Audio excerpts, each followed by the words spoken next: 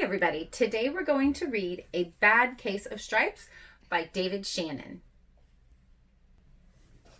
Camilla Cream loved lima beans, but she never ate them.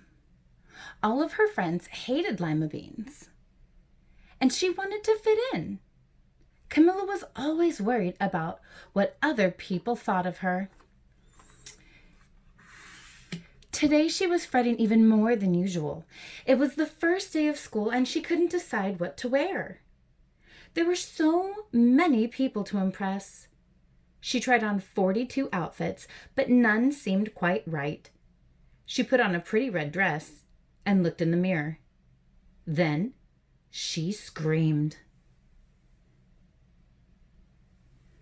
Her mother ran into the room and she screamed too. "Oh my heavens!" she cried. "You are completely covered with stripes!" This was certainly true. Camilla was striped from head to toe. She looked like a rainbow. Mrs. Cream felt Camilla's forehead. "Do you feel all right?" she asked. "I feel fine," Camilla answered. "But just look at me." "You get back in bed this instant," her mother ordered. "You're not going to school today." Camilla was relieved. She didn't want to miss the first day of school, but she was afraid of what the other kids would say, and she had no idea what to wear with those crazy stripes. That afternoon, Dr. Bumble came to examine Camilla. "Most extraordinary," he exclaimed. "I've never seen anything like it. Are you having any coughing, sneezing, runny nose, aches, pains, chills, hot flashes, dizziness, drowsiness, shortness of breath, or uncontrollable twitching?"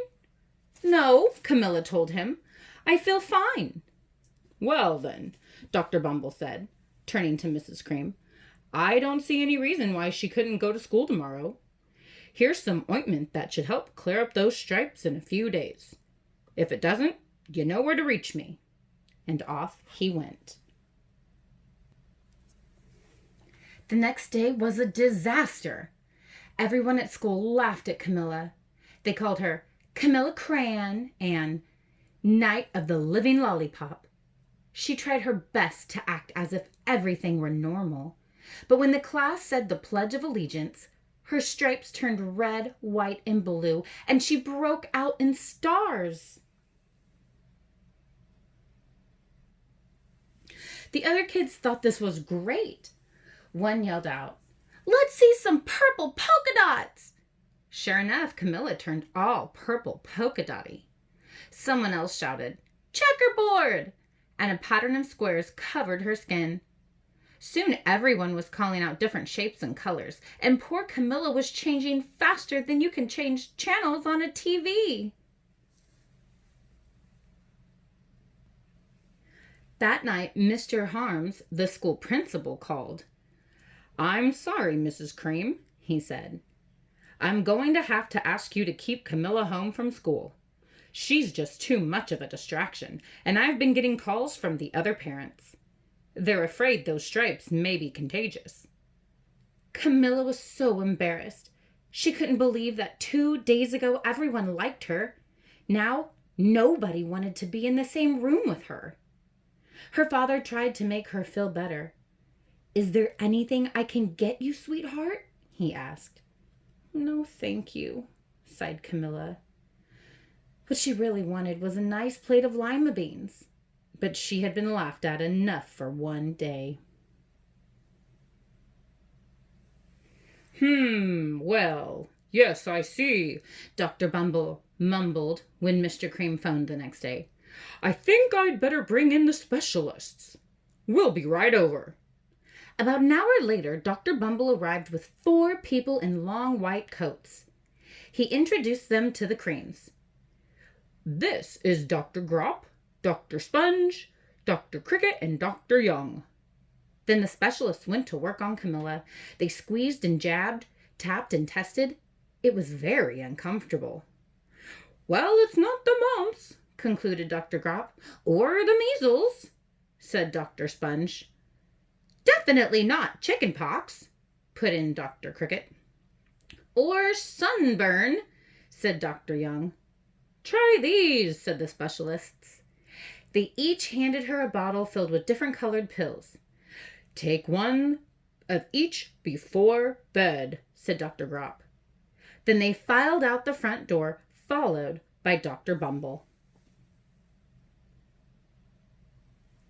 That night, Camilla took her medicine. It was awful. When she woke up the next morning, she did feel different. But when she got dressed, her clothes didn't fit right. She looked in the mirror, and there, staring back at her, was a giant, multicolored pill with her face on it.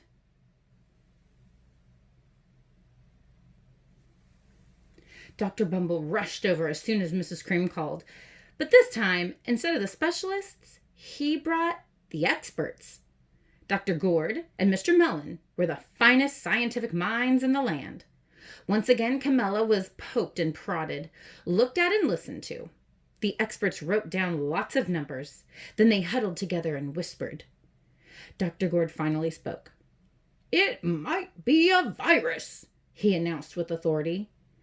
Suddenly, fuzzy little virus balls appeared all over Camilla. "Or possibly some form of bacteria," said Mr. Mellon. Out popped squiggly little bacteria tails. "Or it could be a fungus," added Dr. Gourd.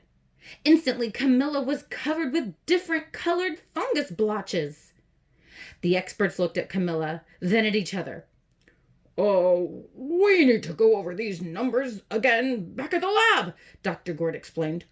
"We'll give you a call when we know something." But the experts didn't have a clue, much less a cure. By now, the TV news had found out about Camilla. Reporters from every channel were outside her house telling the story of the bizarre case of the incredible changing kid. Soon a huge crowd was camped out on the front lawn.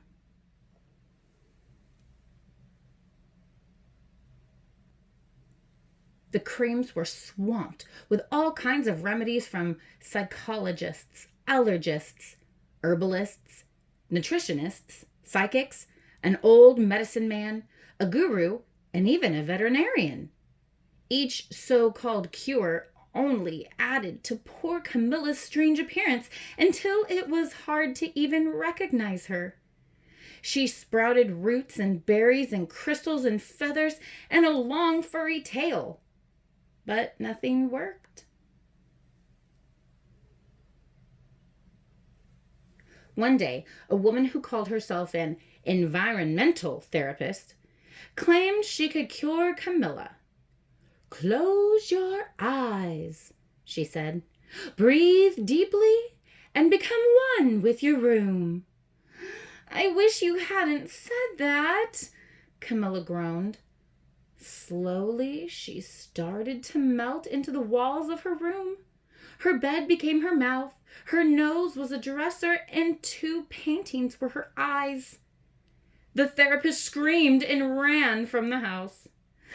"What are we going to do?" cried Mrs. Cream. "It just keeps getting worse and worse." She began to sob.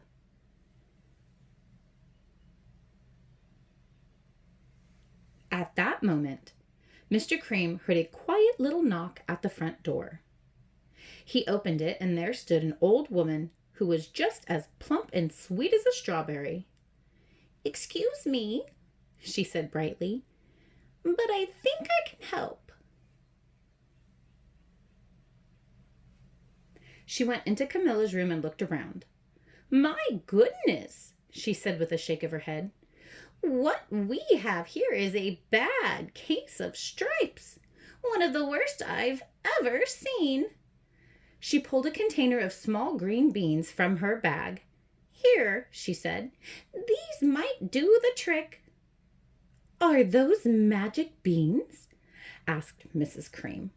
"Oh my, no," replied the kind old woman. "There's no such thing. These are just plain old lima beans. I'll bet you'd like some, wouldn't you?" she asked Camilla. Camilla wanted a big, heaping plate full of lima beans, more than just about anything, but she was still afraid to admit it. Yuck, she said. No one likes lima beans, especially me. Oh dear, the old woman said sadly. I guess I was wrong about you. She put the lima beans back in her bag and started toward the door. Camilla watched the old woman walk away. Those beans would taste so good. And being laughed at for eating them was nothing compared to what she'd been going through. She finally couldn't stand it. Wait, she cried.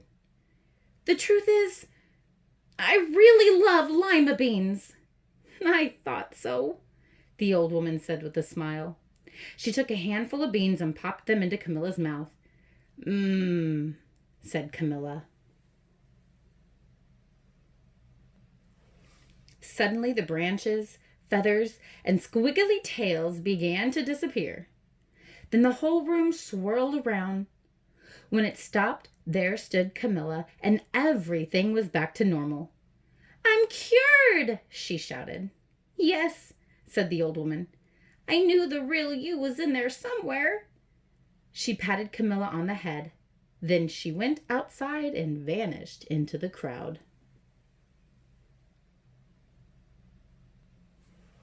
Afterward, Camilla wasn't quite the same. Some of the kids at school said she was weird, but she didn't care a bit.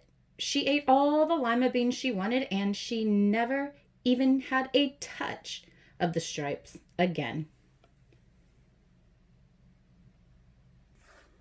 Well, I hope you enjoyed the story as much as I did. And I hope you learned something. Remember that if you really like something or love something, don't worry about what anybody else thinks. If you really, really like it, then go for it.